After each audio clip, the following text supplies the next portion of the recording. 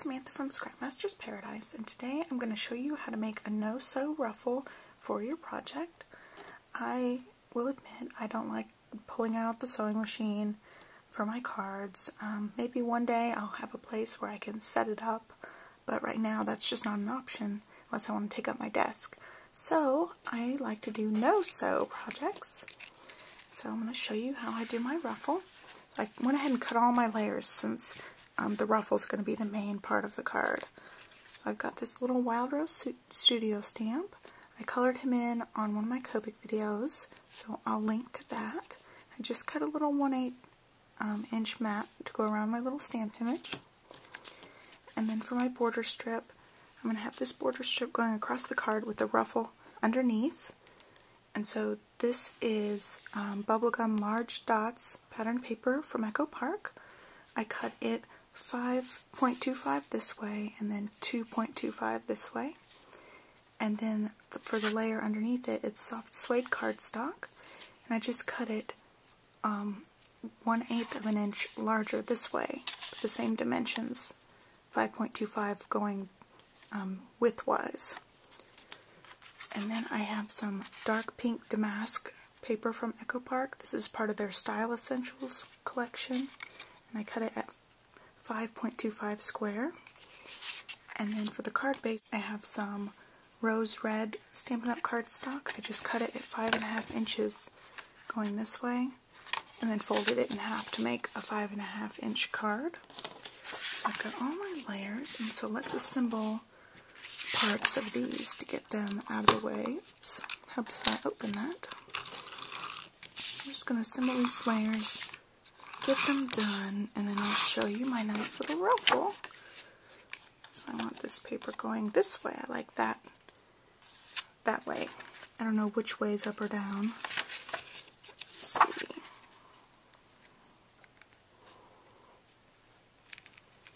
And get it on here straight.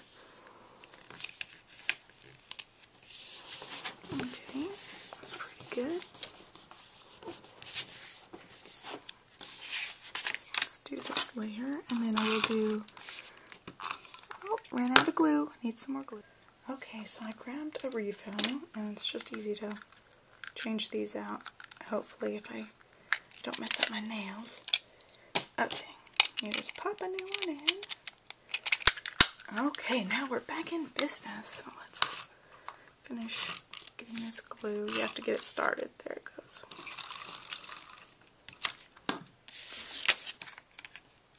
I just want to line this up right at the edge. Make sure it's straight all the way across. That looks pretty nice. And last layer to stick together real quick.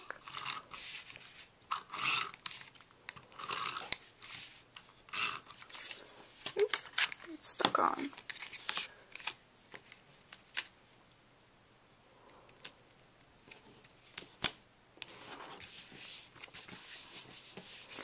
Okay.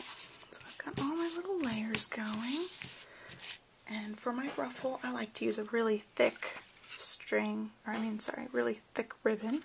So for my layout that I showed you guys, this no-sew ruffle, I used this. It's just a Pretty in Pink retired ribbon. No, it's Pink Pirouette.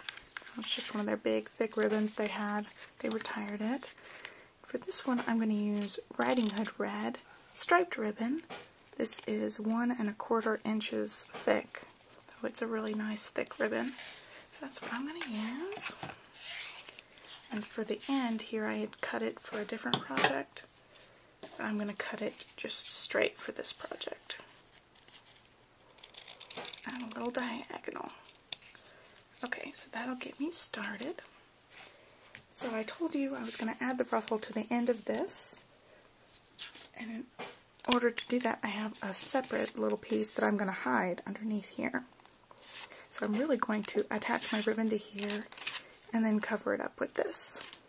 So for attaching ribbon, you're going to need a stapler.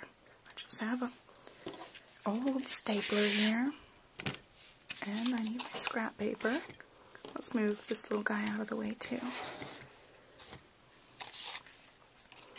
And I'm just going to start lining it up on the edge and just folding it over. You can do pleats like this or ruffles. So if you were going to pleat, you would just keep doing the same exact flipping here, where you fold it over kind of in a zigzag. But since I'm doing a ruffle, I don't really want to pleat. I'm going to change and flip under and over various different ways, different widths, so it doesn't look like there's any sort of pattern to it. I'm just going to bunch it up here and stick it under the stapler. You gotta watch your fingers, don't staple your fingers. So there's my first little section. I'm just gonna keep going right across the edge here. I can drop it down, twist it around. We don't want there to be any sort of pattern to it. It's just going to be a ruffle here.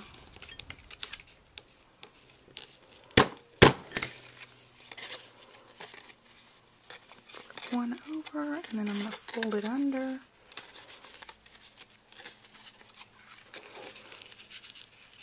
This is so, I don't know, it's such a cheater method. I just love this because you don't have to sew. You just have to have a couple of staples. And lots of people have staplers, but not everybody has a sewing machine. So this comes in handy. Oops, just knocked it off. Let's try that again.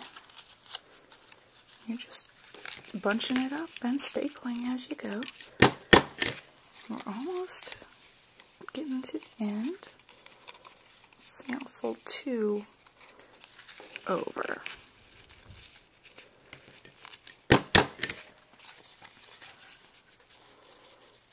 This one's extra ruffly because I'm squishing it close together when I'm folding all these things, so we've got a really nice, pretty ruffle going. I think on my layout I didn't bunch the ribbon quite as closely together, so my ruffle was a little bit looser. That's the thing, you can vary this technique any way you want. So I'll push this in right there. This will be the last little one. Okay, so now you can look and see which side of the ruffle you want. This side, I actually think this side's prettier. I'm going to cut my ribbon here. Just going to cut it at an angle a little bit so it hangs off the side of my card. This one, I decided I don't want it to be quite as sharp of an angle, so I'm going to trim it a little bit more.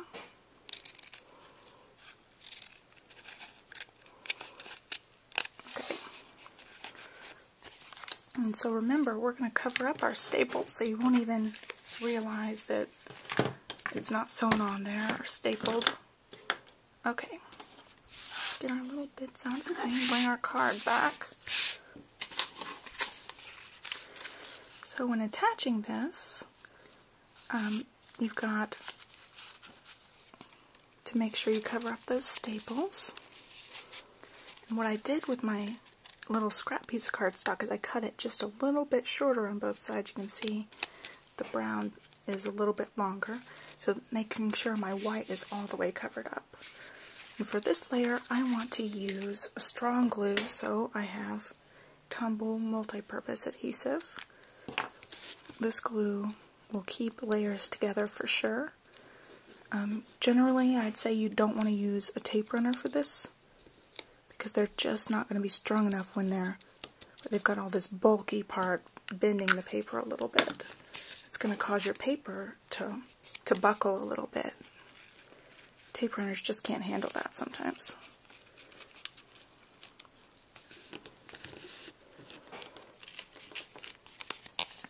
I'm going to have to hold this for just a couple of seconds to make sure it sticks. I want to make sure covering up everything. So it's already starting to hold there. And see, my paper's not exactly flat, it's bending up. So that would really put pressure on a tape runner glue, and probably it would come apart.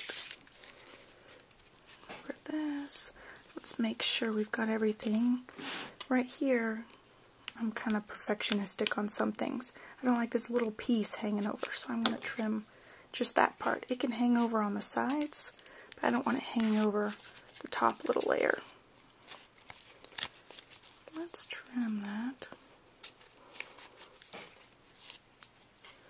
Just something I don't think looks very nice.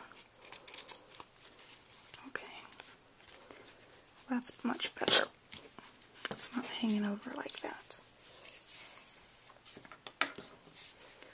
Okay, and again, when I'm assembling this part, I'm going to do the liquid glue, just so I make sure that it stays on my paper and it's not going to buckle and come apart later.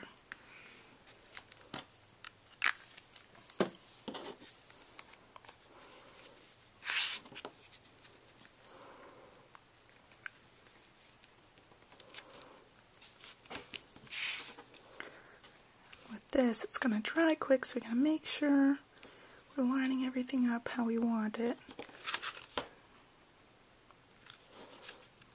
Let's see, it's not lining up like I like. Okay, there. That's pretty good.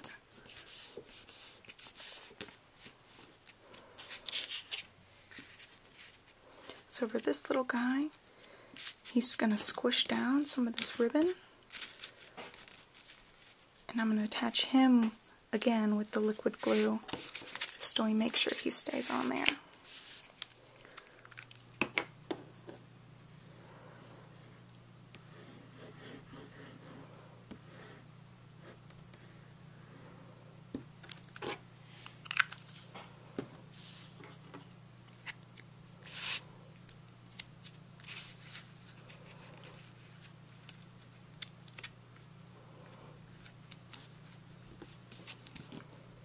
With liquid glue, you just have to hold it a little bit. I know tape runners make everything so quick. This is a little bit of a labor of love anytime you add some sort of bulky thing onto your card.